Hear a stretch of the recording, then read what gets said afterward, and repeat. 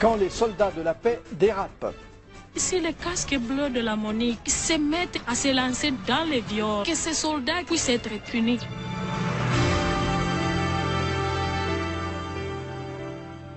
Bienvenue à Grand Reportage. Il y a en ce moment une vingtaine de missions de paix dans le monde et le plus important déploiement de casques bleus se trouve en ce moment en République démocratique du Congo. Ces soldats de la paix sont là-bas évidemment pour protéger les populations déchirées par des conflits sanglants. C'est du moins ce que pensaient des femmes et des fillettes congolaises jusqu'à ce qu'elles soient victimes de viols commis par des casques bleus. Ce sont ces crimes sordides, presque toujours impunis, que la documentariste québécoise Raymonde Provencher a fait éclater au grand jour. Je vous mets en garde, le sujet est difficile et il peut très certainement déranger un jeune public.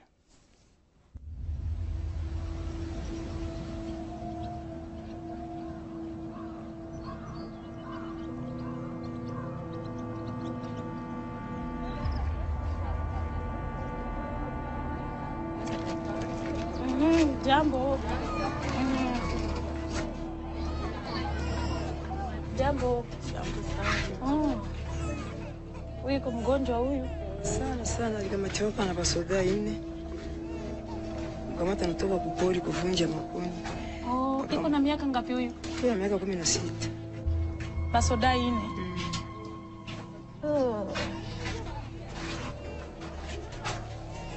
Na nasikia nini? Nibanderamo ndo walimukamatia Masisi. Kantera hamwe. Nibanderamo basaba.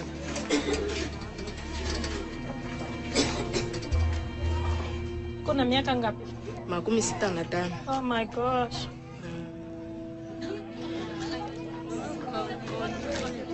Uko na miaka ngapi? Miaka 7. Watoto walikuwa wanaenda polisi, waliendaka kule kutafuta kuchuma kwa mboga. Njo Banyarwanda wakawakimbiza bandara hamu. Njo sasa wakakamata kakamoya, wengine wakakimbia wakakutana kanjo wakamukamata sasa.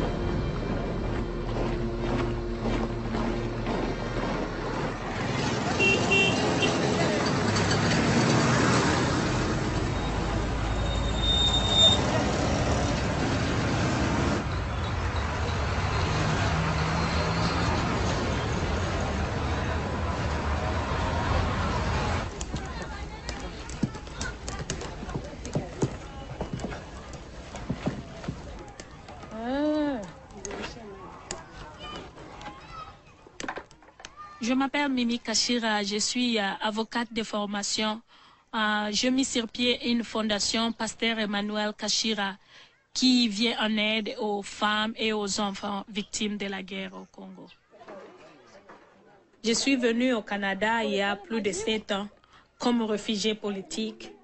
Et depuis que je vis au Canada, je n'ai jamais cessé de penser aux femmes et aux filles violées, victimes de cette guerre.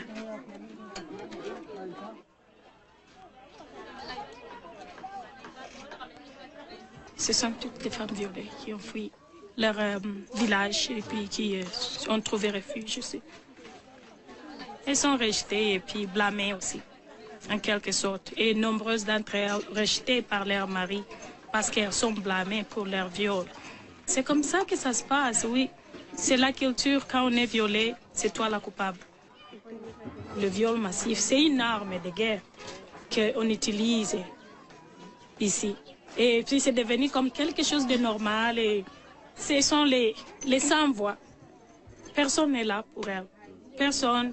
Elles sont abandonnées et puis regarde dans les conditions dans lesquelles elles vivent.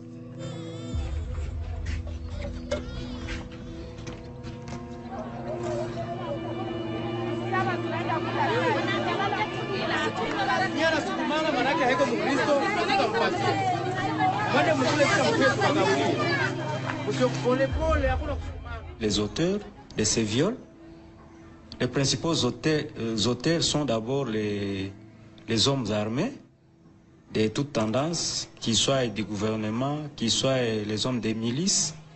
C'est d'abord le premier groupe des violeurs. Il y a le second groupe, ce sont les encadreurs de ces enfants. Et le troisième groupe de violeurs, ce sont les membres de la mission des Nations Unies, notamment les gens de la MONUC. Les casques bleus, vous dites. Les casques bleus. Nous pensions sérieusement que ces gens allaient être un secours pour nous.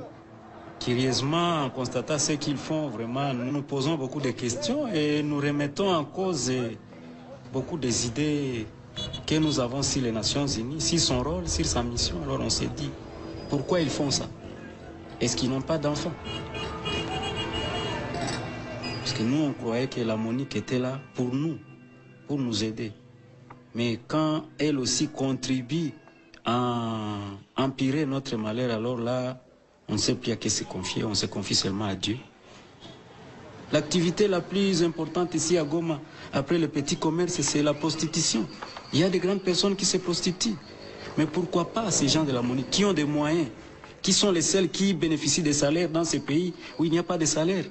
Pourquoi pas ces gens de la MONUC ne peuvent pas, avec les moyens dont ils disposent, aller se payer toutes les professionnels qui pilulent dans la ville, mais s'attaquer seulement aux petites filles qui viennent là, elles venaient de la prière, elles venaient prier. Qui venait prier? Lusinga revenait de la prière. Et qui? Mouya Astrid revenait de la prière. Bokombi Noël revenait de la prière. Ce sont 3 enfants orphelines qui sont là, qui revenaient de la prière, comme il pleuvait, et se sont abrités. Curieusement, il y a un véhicule de la MONUC qui est arrivé, il y avait des soldats de la MONUC. Tulikuwa natoka ku priere, tulikuwa watatu wetu na bandugu wangu tuko tunabwapa. Kisha sasa tuko natoka tukaungama pembeni tu kule kudua. Sasa tuliugama tuko na gari kakuya. Gari kake kasimama kwenye setu. Tukona mkoamo bazungu na mkoamo kongole mmoja wa mweusi atuweka ni kongole. Tena kakuja akasema mketu wa wewe hakuna kitu tutawafikisha kwenu. Na sisi tukaona usiku unaanza ingia na tukaona mvule inaendelea tu. Kisha na sisi tukaenda tukapanda. Na sisi tukaitika. Sana tulizika. Kisha na tukaona tunaenda mule motel karibu. Kisha tukasema mbona tunakia motel karibu? Wakatangaza mkunywe kwanza Fanta. Mkisha kunywa Fanta kisha tutawabeba kwenda na tanda fulani. Tukafika tukaikala. Bakatupatia Fanta tukaanza kunywa. Kisha wakanipatia 500 francs ase ndio bauzia sigareti na uza na biskuit yetu tutakunya na ile Fanta. Tukauzia, tukakia tukakunya. Tukaanza kunya nikaanza na wale walikuwa wakaanza lala. Na mimi après 10 minutes nikasikia makia kizunguzungu. Kichwa kikaluma na nikaregea. Nikaanza sikia nani kichwa. Na mimi nikaona kichwa changu hakiko tena mzuri. Kisha sijui kisi nilala.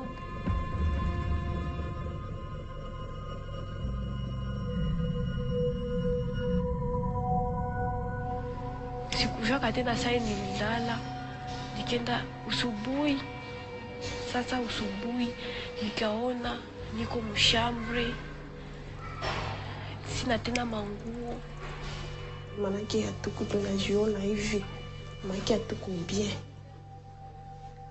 Nikaona kudra kushala damu na sana nitafuta shimama, nikashinda takisa kutembea, manake nikasikia uregevu sana. Maisha tu de vierge.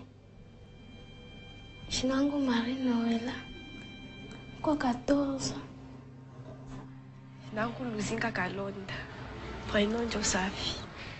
Niko a 15 ans, na mina somiaka ku La Charité. Jinangu asi ya kunyumba. Sawa nilivyoloka niko kama 12 ans. Ils ont drogué le boisson. Ils ont drogué les boissons. Le lendemain, les enfants se sont retrouvés nus dans 3 chambres de l'hôtel, nus et sanglants. Alors, c'était un scandale. Bon, comme les Nations Unies, les casques bleus sont toutes puissantes ici, il y a eu un complot d'ici. C'est-à-dire? Il y a un complot de silence que nous dénonçons ici. Ils sont des intouchables. Des intouchables. Non, des intouchables. Personne n'a osé dénoncer. Non, ils ont l'argent, ils ont l'argent. Ils sont les seules organisations qui payent. Alors ils payent tout le monde. Alors nous dénonçons le complot du silence. Pensez-vous que dans le cadre de la fondation Pasteur Emmanuel Kachira, pourrions-nous organiser quelque chose comme une descente, essayer de visiter une personne chargée de la protection de l'enfance dans le bureau de Monique et dit, écoutez, nous avons des cas ici. Il y a des filles désespérées qui ont besoin d'aide et qui ont été victimes et qui ont des enfants. On voit bien que vous ne vivez plus depuis longtemps au Congo. Vous n'êtes pas au Congo. Nous devons aussi craindre pour notre propre sécurité.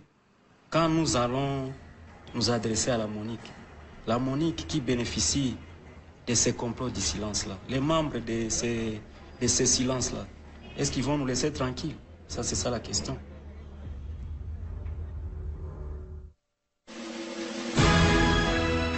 Ce sont des gens qui sont venus pour amener la paix, mais ce sont encore les premiers qui violent les filles mineures ici chez nous à Goma.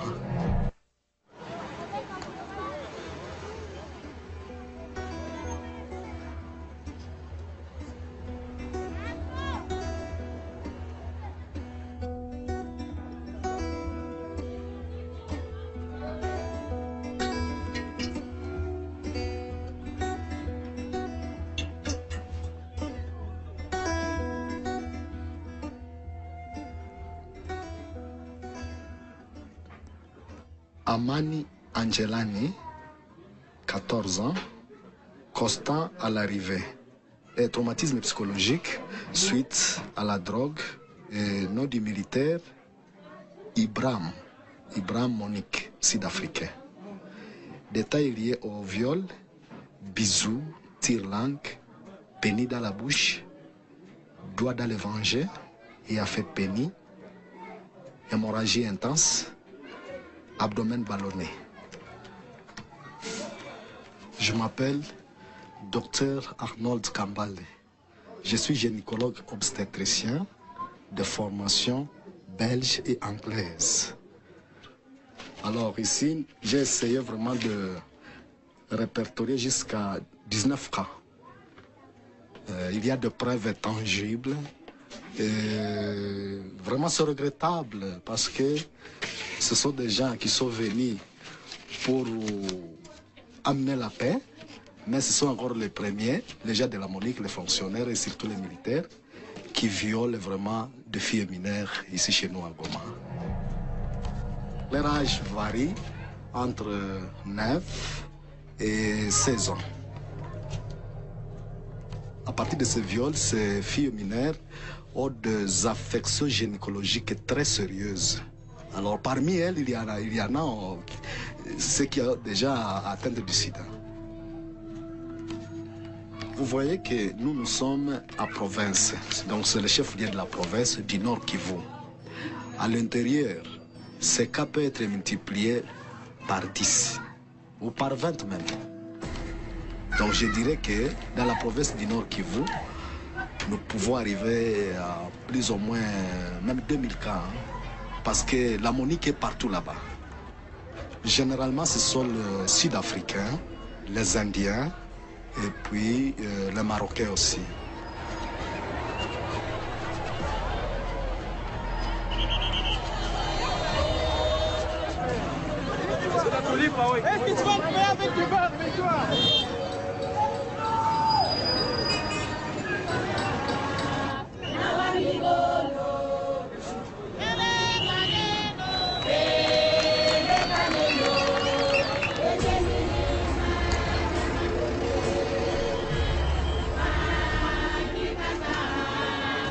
Moi, en tant que Congolaise, j'étais très contente d'apprendre que les Nations Unies s'est impliquées dans le processus de paix au Congo. Et je suis parmi les gens qui soutiennent vraiment ce processus de paix et qui soutiennent la participation des Nations Unies à travers la MONUC. Mais ici, les casques bleus de la MONUC se mettent carrément à se lancer dans la débauche, dans les viols, dans la violence sexuelle. Ils ont peur de se lancer avec les prostituées parce qu'ils ont peur d'être contaminés par le VIH. Qu'est-ce qu'ils font? Ils recourent aux petites fillettes mineures et personne n'en dit quoi que ce soit. Les fillettes ne parviennent pas à se faire entendre. Elles n'ont pas accès facile aux autorités de la MONUC. Ça fait carrément comme si elles sont abandonnées à elles-mêmes.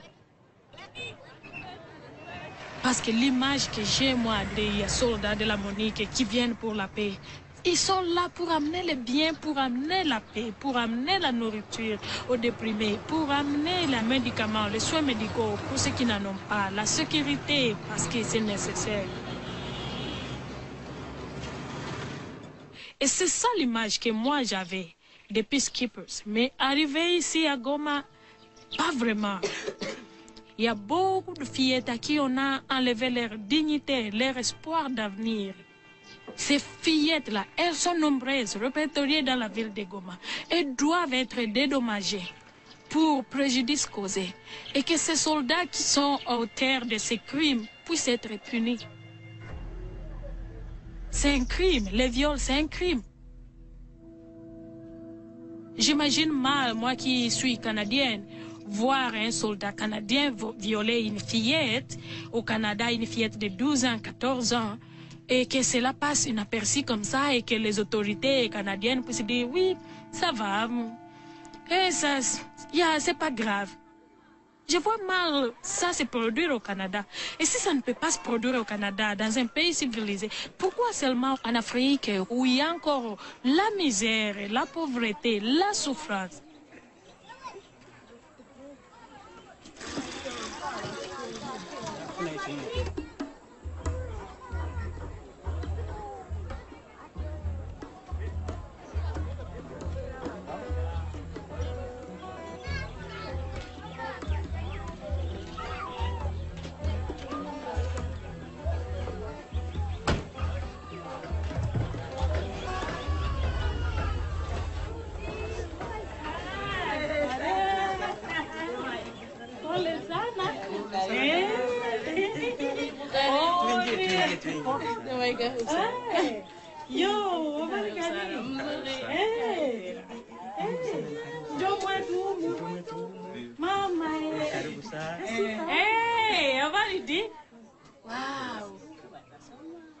Je m'appelle Mufana Masiri Désiré. Je suis congolais, mais aujourd'hui je suis réfugié ici à l'Ouganda. Je suis pasteur. Nous avons fui Goma parce que nous avons eu des problèmes. Cela a commencé avec le viol de ma fille par un blanc qui travaille à la MONUC. Je voulais suivre le dossier et il n'a pas apprécié. Il a commencé à me menacer avec la complicité des autorités congolaises. Il voulait que je me taise à tout prix. J'étais en danger de mort. C'est à cause de cela que j'ai fui le pays pour me réfugier ici, en Ouganda. Il venait de la France. Il s'appelait Didier Bourguet.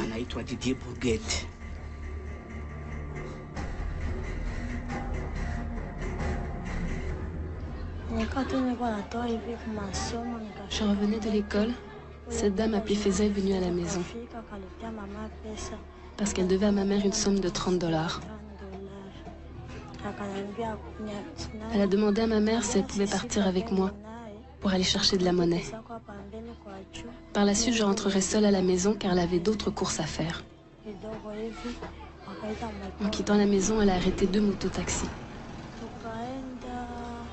Nous sommes allés assez loin, jusqu'à une maison où il y avait des gardiens de sécurité. Ils nous ont laissés entrer. En entrant dans la maison, nous nous sommes retrouvés directement dans une chambre à coucher. Je me rappelle qu'il est venu se jeter directement sur moi. Il a commencé à prendre son pénis et à le mettre dans ma bouche. Il a aussi commencé à me toucher au sein, partout, et puis il a couché avec moi.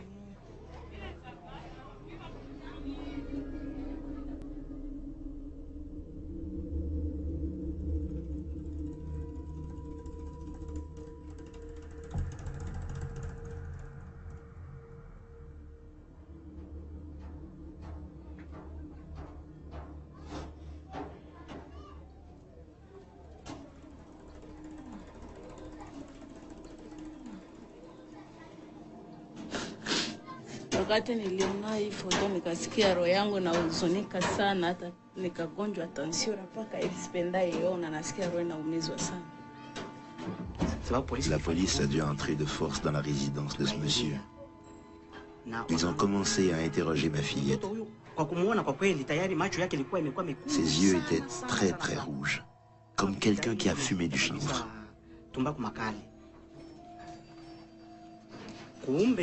Les policiers ont saisi l'ordinateur, le disque dur de l'ordinateur de M. Bourguet. Je pense qu'il voulait savoir ce qui était dans cet ordinateur. Moi, je ne savais rien de tout ça. Et comme aucun policier ne s'y connaissait en ordinateur, ils l'ont apporté à un technicien en ville qui a un café Internet. Il a ouvert l'ordinateur pour vérifier ce qui était dedans. Cette personne me connaissait et connaissait mes enfants. Une vraie bénédiction de Dieu. Quand il a ouvert l'ordinateur et a vu la photo, il s'est dit, c'est la fille du pasteur.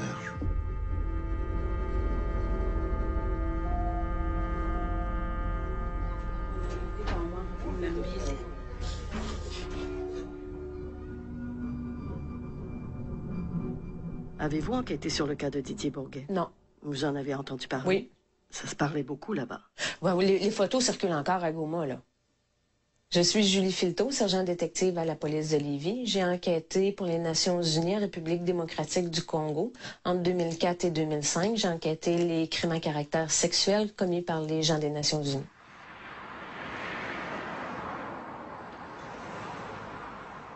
Il est possible qu'on ait entre midi et 1h une entrevue avec un témoin. Ça te convient? Oui. Midi, 1h. L'ONU avait déjà fait une enquête interne. Ils avaient vu que c'était grave. Les photos de Bourguet circulaient et le scandale était sur le point d'éclater.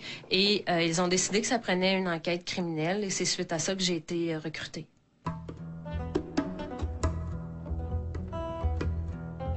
J'ai fait partie de la première équipe d'enquêteurs qu'ils ont envoyée au Congo. On est arrivés, là, vraiment les premières. On s'est aperçu qu'on aurait beaucoup de travail. On était postés à Kinshasa. Les enquêtes se faisaient majoritairement dans l'Est, donc Goma. Moi, j'ai été longtemps Goma, Bukavu. C'est énorme, hein, le Congo. C'est la plus grosse mission des Nations Unies dans le monde. Il y a une vingtaine de 1000 casques bleus.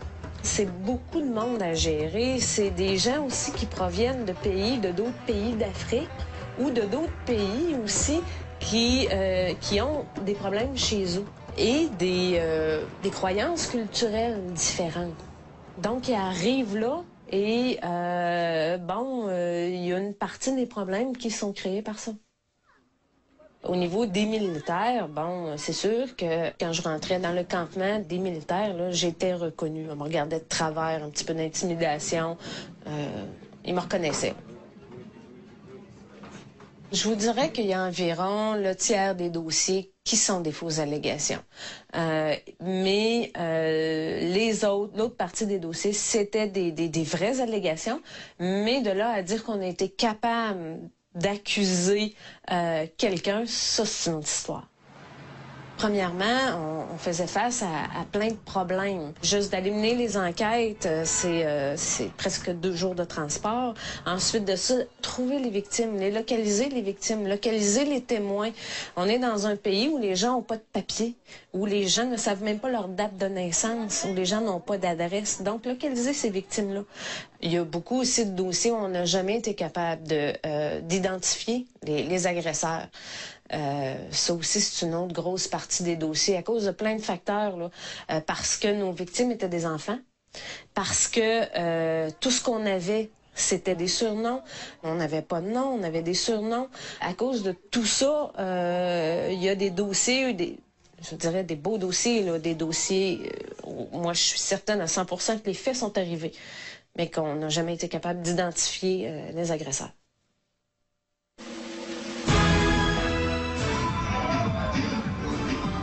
Au Congo, c'est spécial. Les gens se prostituent pour 1 pièce. Les femmes se prostituent pour manger. Donc, c'est de l'abus.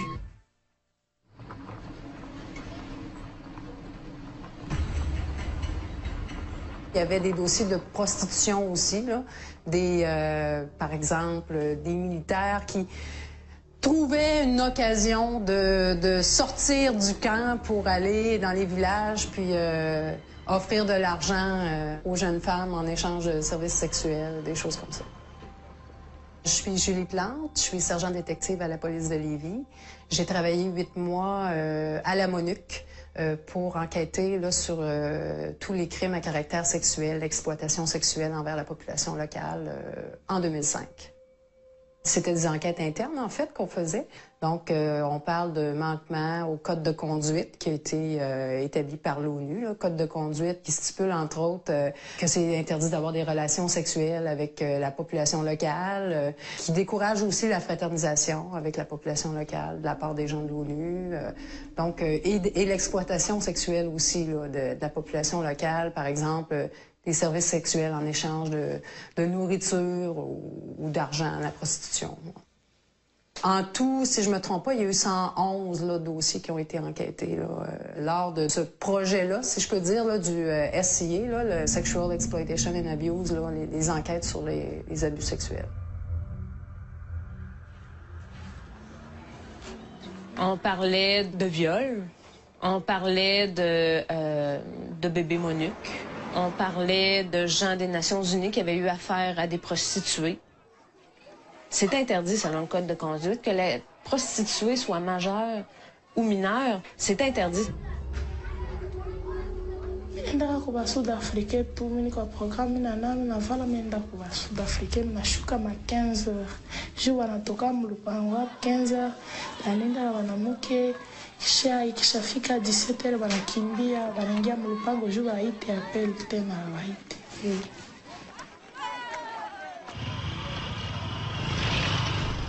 Jina langu Roseline. Niko na 15 ans. Je suis somaki.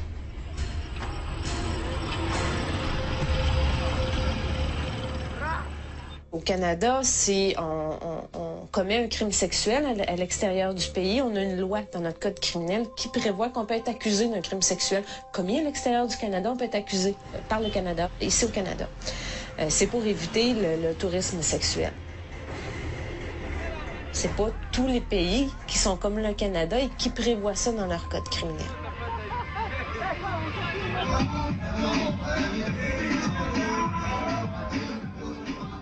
Au Congo, c'est spécial. Les gens se prostituent pour 1 pièce. Les enfants se prostituent pour une palette de chocolat. Et ils se prostitueront pas pour se payer de la drogue, pour n'importe quoi. Ils se prostituent, les femmes se prostituent pour manger. Donc, c'est de l'abus. Je le savais qu'en partant, que le pire... ce qui pourrait arriver de pire à un suspect, c'est que finalement, il soit rapatrié. Il ne pourrait pas faire de la prison. L'ONU, c'est pas un pays, elle ne peut pas imposer des peines d'emprisonnement.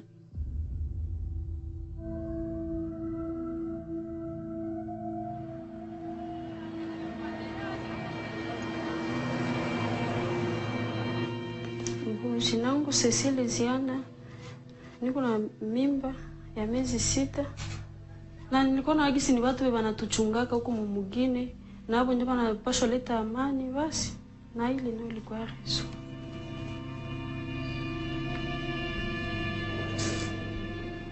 Sasa nibebesha mimba, akaniacha, akajiendea, akasema sewa siniatenda na mimi wapi, niko tufia mbarabara, hana nafasi ya kunibeba. Basi nikabeba vile mimba 2003 nikazala. Ndio vile niko na fiete wa 3 ans, niko tu pale.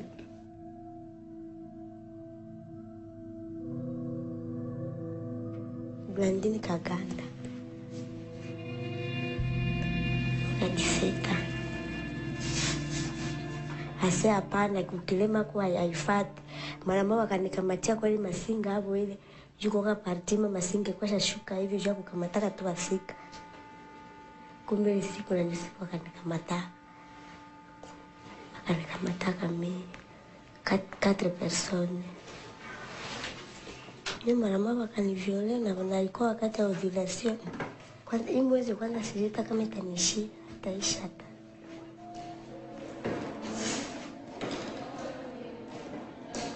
Écoutez, là-bas, il n'y a pas de système en place. Ici, il y a un système en place. Ici, les responsables des bébés, ce sont les pères. Puis s'ils partent, ben, ils ont une pension alimentaire à payer. Ben, c'est ça qu'il faudrait qu'il soit mis en place. Moi, c'est mon opinion, là. Je pense qu'ils doivent mettre en place un système qui va leur permettre d'établir la paternité. On doit pouvoir déterminer qui est le père et ensuite, de façon certaine, là, je veux dire, par un test d'ADN.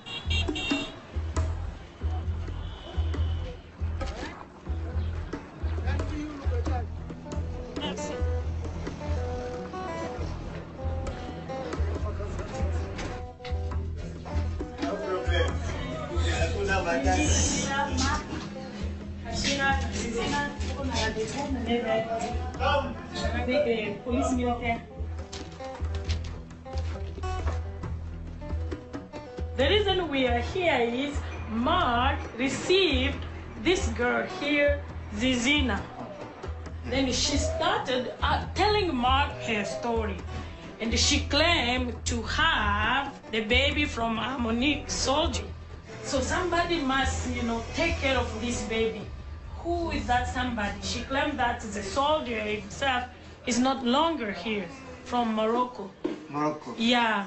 Did he give any complaint to anyone regarding She that? didn't know. You see her. She's not educated. And this is why we are here, kind of represent her. And see if there is, we are just pleading, if there is something which can be done to help her. Did Monique has a plan, like to make a DNA center? If these facilities would be here, then it would be easier for her. Yes. And for all of us. For all of us. To know the truth. Exactly. Yeah, so that nobody will come and know she's lying. Yeah. And then nobody else will say, no, I'm telling the truth.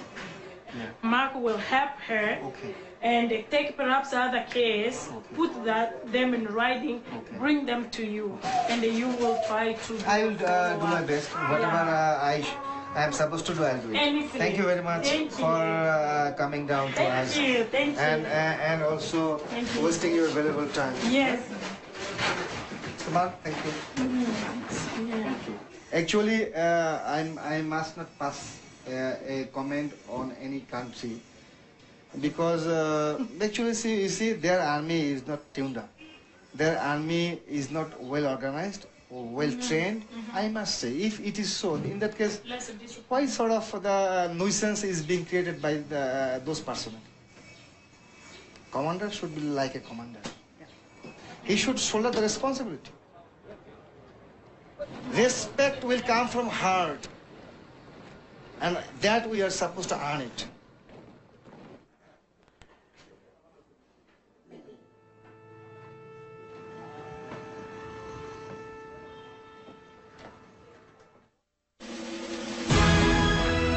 Je crois que la responsabilité morale des Nations Unies est totale parce qu'on envoie dans la nature des centaines, voire des milliers d'hommes, au contact d'une population qui est totalement démunie et l'on voudrait faire croire que ces hommes, parce qu'ils deviennent des combattants, ne vont plus avoir de vie sexuelle.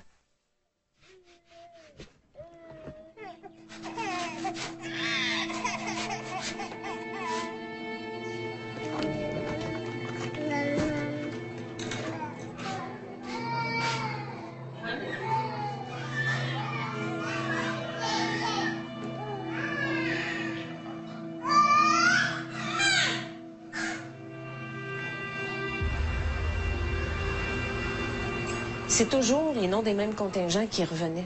C'est toujours eux autres. On avait notre top 5, là, puis partout dans le Congo, c'était toujours les mêmes qui revenaient. Puis, il y a des contingents aussi, des pays qui envoient des militaires. Il y en a autant, on n'entend jamais parler. La conclusion, une des conclusions auxquelles on en est venu, c'est que les contingents dont on n'entendait pas parler, c'était les contingents occupés.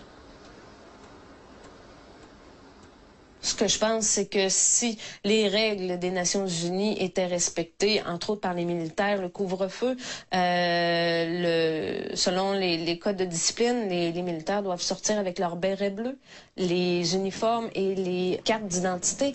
Si seulement ces simples règles-là étaient respectées, on réglerait beaucoup de problèmes. Parce que, bon, s'il y avait des abus, ben nos victimes seraient capables de reconnaître les abuseurs en partant. Et qui va faire respecter ça? Ben, c'est les policiers militaires. Si on parle d'un endroit comme Goma, moi, du temps où j'étais là, il y avait 5 policiers militaires, mais avec une voiture. Donc, quand la voiture brisait, il n'y avait plus de voiture. Fait qu'ils ne pouvaient plus patrouiller. Et il y avait combien de militaires? Oh, mon, 3 000, 4 000? Moi, je me suis rendu compte à un moment donné que même les contingents qui étaient très, très bien contrôlés, là, dont les commandants étaient très, très rigoureux, si les militaires avaient ne serait-ce qu'une occasion, quelques minutes pour pouvoir partir, ils apprenaient cette occasion-là. Donc, l'humain est un humain, là. Il va toujours y en avoir.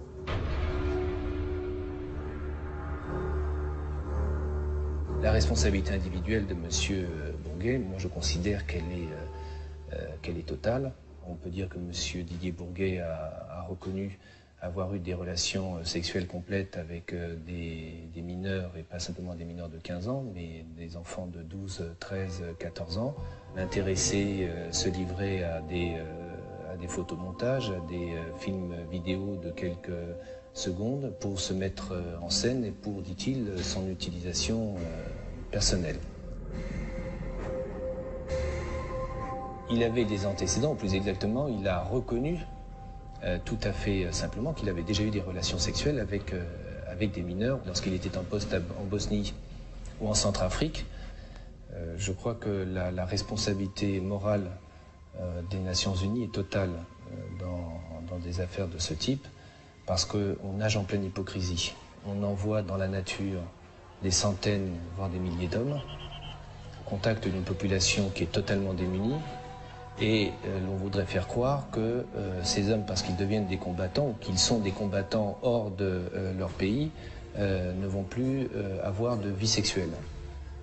Sauf à faire preuve soit de naïveté, soit de cynisme. On sait bien que la réalité est tout à fait différente, et que dans tous les pays où il y a eu des contingents des Nations Unies, dans tous les pays, il y a eu des scandales de ce type. Donc ce problème, il va bien falloir le régler. Est-ce que mon client peut être un bouc émissaire? Ça n'est pas exclu. Il a reconnu sa participation aux faits. Participation aux faits, il ne faut pas non plus oublier qu'il y a un système qui s'est mis en place sur le plan local. Mais ce système, c'est avec des rabatteurs, c'est avec des intermédiaires, etc. Donc c'est un système finalement économique. Un système économique. Donc derrière la prostitution, il y a un réseau économique. Et là, c'est ce que je crains, c'est qu'on en fasse finalement le bouc émissaire, alors que l'on sait pertinemment que ces faits continuent à se dérouler sous, non pas la bienveillance, mais disons le silence quelque peu hypocrite, frondeur des uns et des autres, qui n'osent pas dénoncer.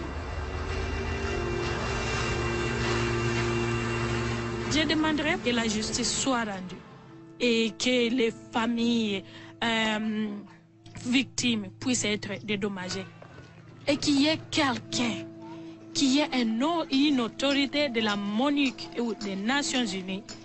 Et je m'adresse à M. Kofi Annan, qui puisse dire, nous sommes désolés pour ce qui vous est arrivé.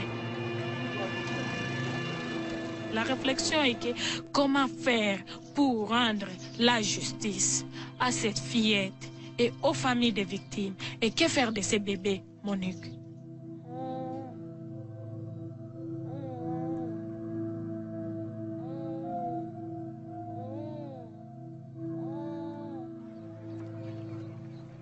and it's with great gratitude and appreciation that I introduce to you the Secretary General of the United Nations, Mr. Kofi Annan.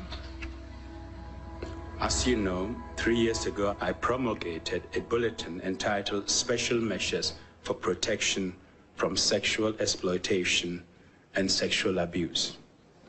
The bulletin spells out prohibited sexual conduct and explains the duties of individuals and managers. It applies to all UN staff as well as uniformed personnel. It applies wherever they are stationed, whatever work they are doing. Despite these concerted efforts, we have really only begun to address the egregious problem. Acts of sexual exploitation and abuse by both civilian and uniformed United Nations personnel continue to occur. There have been breaches of UN standards such as sex with adult prostitutes, and there have been crimes such as rape, pedophilia, and human trafficking. My message of zero tolerance has still not got through to all those who need to hear it. One major problem is an overall climate that makes it difficult to report and expose abuses. This is unacceptable.